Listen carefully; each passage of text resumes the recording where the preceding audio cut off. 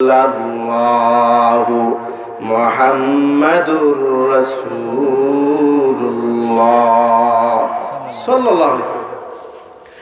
পরের দিন আবু হুরায়রার সাথে আবু বকরের সাক্ষাৎ হয়ে গেল। আবু বকর ডাক দিয়ে কই, কিরে আবু হুরায়রা, গতকালকে এইভাবে কেন দৌড়াইছো? তুমি তো অনেক ভদ্র, তোমাকে এভাবে দৌড়াইতে দেখি নাই।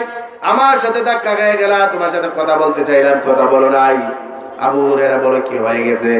আবু হুরায়রা ডাক দিয়া কয়, ও আবু বকর, আমার মা মুশরিক। আমার মা আমাকে প্রত্যেকদিন মায়ের দূর করে নবীর খেদমতে থাকার কারণে আমি আজকে নবীর কাছে দোয়া চাইছিলাম, আর আল্লাহর নবী দুই হাত তুলে আল্লাহর কাছে আমার মার হেদায়েত চাইছিলেন। সুবহানাল্লাহ। এমন তো অবস্থায় আল্লাহর নবীও হাত তুলছে আর আমিও দৌড়াইতে শুরু করলাম। আবু বকর জানো নি আমি কেন দৌড়াইছি? এজন্যই দৌড়াইলাম যে আমি একটু পরীক্ষা করে দেখি আমি কি আগে দৌড়াই আমার মার কাছে পৌঁছাইতে পারি না আমার নবীর দোয়া আল্লাহর কাছে আগে পৌঁছাই যায়। সুবহানাল্লাহ। আল্লাহর নবী রাহমাতুল লিল আলামিন সাহাবী ডাক দিয়া বলে, আবু বকর রে, আল্লাহর নবী হাত তুলতে দেরি হইছে, আল্লাহর কাছে দোয়া পৌঁছাইতে, আমার মার কাছে যাইতে এক সেকেন্ডও দেরি করে নাই। আল্লাহ কবুল করে নিছে।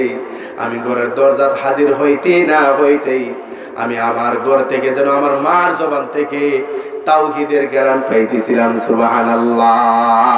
আমি দৌড়ায় দেখলাম যে আমি যাওয়ার আগে আগে আমার নবীর দোয়া আল্লাহর কাছে আগে পৌঁছে গেছে। সুবহানাল্লাহ। এই জন্য আল্লাহ তাআলা বলেন, ওয়াবুদুল্লাহ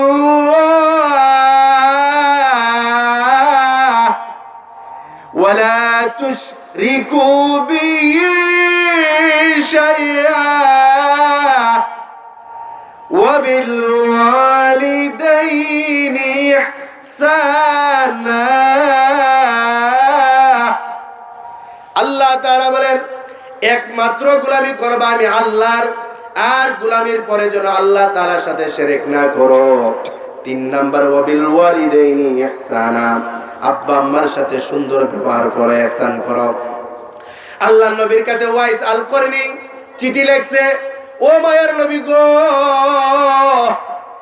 আপনাকে দেখতে আমার খুব মনে চাই, আপনাকে আমি দেখতে চাই। আল্লাহর নবী রাহমাতুল লিল আলামিন তার কথার উত্তরে বললেন, ওয়াইস আল করনি, তোমার পিতামাতা দুনিয়াতে বেঁচে আছে কিনা বলো। বলে, ইয়া রাসূলুল্লাহ, ইয়া হাবিবাল্লাহ, আমার তো বাবা দুনিয়ার জমিনে নাই, কিন্তু আমার মা বেঁচে আছে। আল্লাহ নবী বলে, ওয়াইসাল করনি, আমার সাথে সাক্ষাৎ করার দরকার নাই, হজ করার দরকার নাই, তুমি তোমার মার খেদমত করো, তাইলে আমি নবী খুশি হয়ে যাব, আল্লাহ তোমার প্রতি খুশি হয়ে যাবেন। সুবহানাল্লাহ। আল্লাহ নবী রাহমাতুল লিল কথা অনুযায়ী ওয়াইসাল করনি বলে, আল্লাহ, আমি নবীর সাথে সাক্ষাৎকে বড় মনে করছিলাম, আর আমার মায়ার নবী, দয়ার নবী আমার মার খেদমতকে বড় মনে করছেন। দেখেন নবীজি দুনিয়ার সব চাইতে দামি কিনা বলেন? গোটা দুনিয়া একত্র করলো, আমার নবীর ইজ্জত সম্মানের দাম হবে না, ঠিক কিনা কোন? নবীর সাথে সাক্ষাৎ করা কত বড় দামি কাজ, যে নবীর চেহারা সে দেখবো তার জন্য জাহান্নাম হারাম, জান্নাত ওয়াজিব হয়ে যায়। আর আল্লাহর নবী বলছেন, আমার চেহারা মুবারক যে দেখবো তার জন্য জান্নাত ওয়াজিব হয়ে যাবেন। সুবহানাল্লাহ। আর এই লোকটা সাহাবী হয়ে যাবেন। সুবহানাল্লাহ। আল্লাহর নবী রাহমাতুল লিল আলামিন বলেন, ওয়াইসাল করনি, তুমি তোমার মার খেদমত করো, তাইলে তুমি জান্নাত পাইয়া যাবে, আমাকে পাইয়া যাবে। আল্লাহ নবী রাহমাতুল লিল আলামিন ওয়াইসাল করনি মার খেদমত শুনিয়া এত আল্লাহর নবী খুশি হইলেন। আল্লাহর নবী ডাক দিয়া কয়, উমর এদিকে আসো, আবু বকর এদিকে আসো, উসমান এদিকে আসো, আলী এদিকে আসো, এই যে আমার জুব্বা মুবারক, এই নাও তোমার কাছে হাদিয়া স্বরূপ রাখলাম।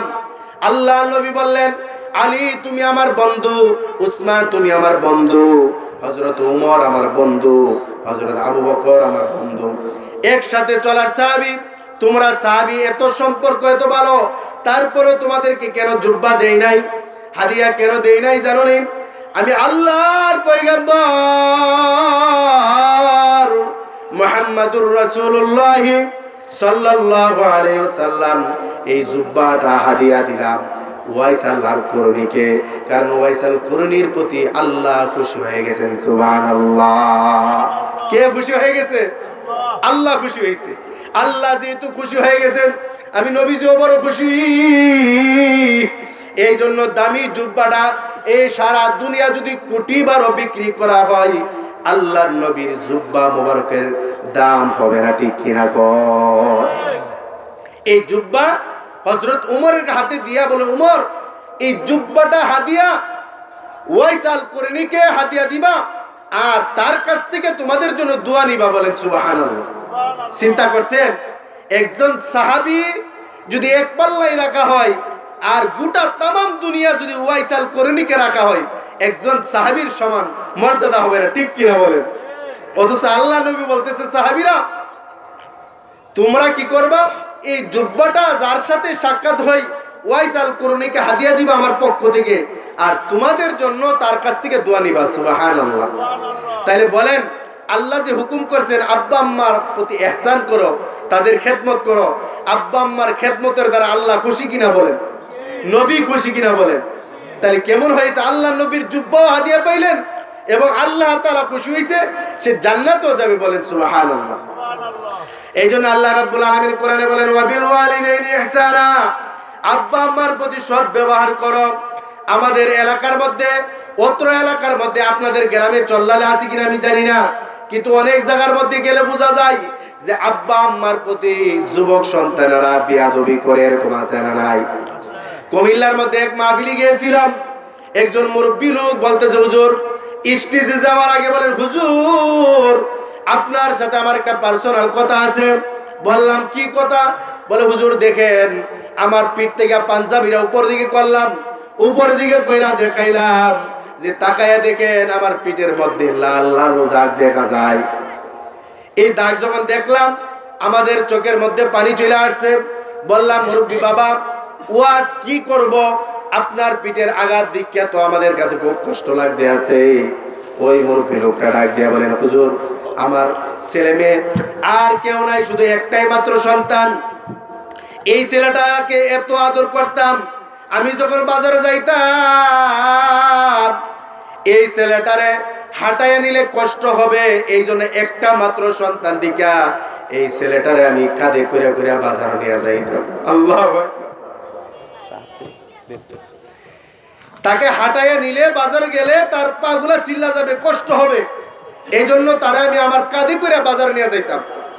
হুজুর জানেননি, বাজারের মধ্যে গেলে আমার জন্য যদি একটা লুঙ্গি কিনতাম, আমার সন্তানের জন্য, একমাত্র সন্তানের জন্য ছোট একটা লুঙ্গি আউশ করে কিনছি। হুজুর জানেননি, আমার জন্য যদি একটা গামছা কিনতাম, তাহলে আমার সন্তানের জন্য আউশ করে ছোট একটা গামছা কিনতাম। আল্লাহ। এই চল্লালের যুবক একটু মনোযোগ দিয়া শুনো রে ভাই, দুনিয়াতে অনেক জিনিস হারাইলে পাওয়া যায়, কিন্তু আব্বা আম্মা হারাইলে আর কোনোদিন পাওয়া যায় না, ঠিক কিনা কোন? আর জোরে বলেন ঠিক কিনা? এই জন্য আমি আমার যুবক ভাইদেরকে বলবো, এই যুবক ভাইয়েরা, যদি আমি বিবাহ করছি, আমার স্ত্রী যদি মারা যায়, তাহলে আবার একটা বিবাহ করলে আবার বিবি পাওয়া যায়, ঠিক কিনা কোন? যদি ভাই হারাই ভাই পাওয়া যায়, বোন হারাইলে বোন পাওয়া যায়, সম্পত্তি হারাইলে আবার পাওয়ার আশা আছে। কিন্তু আব্বা আম্মা যার একবার ইন্তেকাল করে, আব্বা আম্মা দুনিয়া থেকে বিদায় হয়ে গেলে আর কোনোদিন আব্বা আম্মার সাথে আর সাক্ষাৎ হয় না, ঠিক কিনা কোন? সবাই বলেন, আব্বা আম্মা হারাইলে কি আর পাওয়া যায়? এই জন্য দুনিয়াতে অনেক জিনিস হারাইলে আল্লাহ নবী বলছেন আবার চেষ্টা করলে পাওয়ার আশা আছে। কিন্তু আব্বা আম্মা যদি কেউ হারায়, আর পাওয়ার কোন আর আশা আছে? আর আশা নাই। এই জন্য আল্লাহ নবী রাহমাতুল লিল আলামিন বলেন, আব্বা আম্মার সাথে নরম নরম কথা বলো, গরম গরম কথা কয় না। ও কুল্লাহুমা কাওলান কারীমা, নরম নরম কথা কও, গরম গরম কথা কয় না। আমাদের সমাজে এমন যুবক আছে, মা অথবা বাবা যদি কয়, নে 5 টাকার পান লইয়া 10 টাকার পান নিয়ে আসো, আমার জন্য বাজান একটা আপেল নিয়ে আসিস, তখন আমরা মারে বাবার ধমক মারি, ঠিক কিনা বলেন? যদি বউ কো, আমার লাগে কিন্তু এরকম একটা দামি একটা জিনিস আইনো, কাচ্চি বিরিয়ানি আইনো, বউর জন্য নিজের কাছে টাকা না থাকলে ধার করে হইলে আনা সম্ভব হয়, ঠিক কিনা বলেন? কিন্তু মা বাবা বলে আমার জন্য একটা সিঙ্গারা নিয়ে আইসো, আমার জন্য একটা আপেল নিয়ে আইসো, কিন্তু 5 টাকা 10 টাকা দিয়া একটা সিঙ্গারা একটা আপেল মা বাবার কপালে জুটে না, ঠিক কিনা কর? আবার যদি কয় বাজান এই কাজটা করিস না, ফের ফেরাইও না, এত কথা কইও না, সময় নাই তোমার সাথে কথা বলার, ঠিক কিনা বলেন? কুমিল্লার ওই লোকটা মুরব্বী ডাক দিয়ে হুজুর তার জন্য আমার জন্য একটা লুঙ্গি কিনলাম, তার জন্য একটা লুঙ্গি ক্রয় করতাম, আর যখন আমার জন্য একটা গামছা কিনলে তার জন্য ছোট একটা গামছা কিনতাম। হুজুর সে অসুস্থ হয়ে গেলে সারা রাত বৈশা বৈশা কাটাইছি, তার মাথার মধ্যে একটা নেকড়া ভিজাইয়া কপালের মধ্যে নেকড়াটা ভিজা নেকড়া দিয়া দিছি, সারা রাত ঘুমাইতে পারি নাই।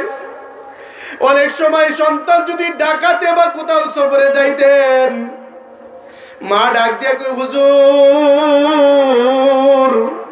সন্তানটা আসতে দেরি হয়, একবার ঘরের ভিতরে যায়, একবার দরজার মধ্যে যায়, একবার ঘরের ভিতরে আরেকবার দরজার মধ্যে যায়, আমার ঘুম আসে না। বাবা ডাক দিয়া বলতো বিবি তুমি কি ঘুমাইবা না শুইবা না? বলেন স্বামী আপনি ঘুমান, আমার চোখে ঘুম আসে না। স্বামী বুঝতে পারতেন যে আমার সন্তান যে সফর গেছে, এখনো বাড়িতে না আসার কারণে আমার বিবি ঘুমাইবে না। এই জন্য মা বাবা আমাদের জন্য কত কষ্ট করে। অনেক সময় দেখছি কি জানেননি, যে মা কি করতো, সব প্লেট প্লেট ডেক ডিস্কি ভাত খাওয়া শেষ করে গুছাই ফেলতেন, বলতেন স্বামী আপনি খেয়ে আপনি শুয়ে থাকেন, আমি পরে খাবো।